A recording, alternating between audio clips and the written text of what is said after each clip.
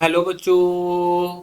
हमारा प्रश्न है, अमोनिया निर्माण में हैबर प्रक्रम में अभिक्रिया समानता 500 डिग्री सेंटीग्रेड पर कराई जाती है। यदि ताप 250 डिग्री सेंटीग्रेड प्रयुक्त हो तो इस ताप पर उत्प्रेरक का कोई प्रयोग नहीं होगा।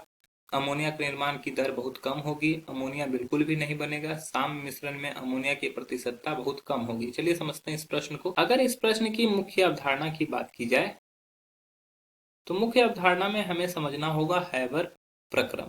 ठीक है, क्या समझना होगा? हैबर प्रक्रम।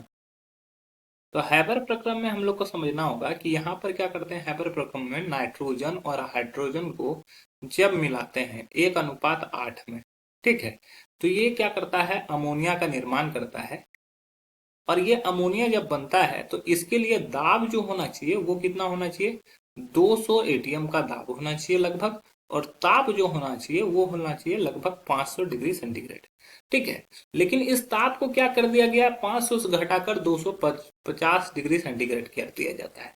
तो क्या होता है कि ये बहुत बड़ा अंतर होता है। ठीक है, तो जो ऊर्जा चाहिए नाइट्रोजन और हाइड्रोजन को रिएक्शन कराने के लिए वो ऊर्जा नहीं मिल पाता है।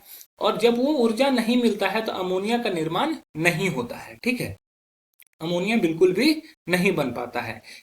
तो हमारा जो पहला है कि इस ताप पर उत्प्रेरक का कोई प्रयोग नहीं होगा, ये गलत हो जाएगा। दूसरा है अमोनिया के निर्माण के दर में बहुत कमी आएगी, अमोनिया बिल्कुल भी नहीं बनेगा, तो ये भी गलत हो जाएगा।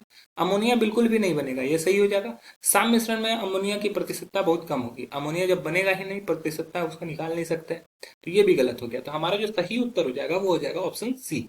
आशा है यह प्रश्न आपको समझ में आया होगा। धन्यवाद।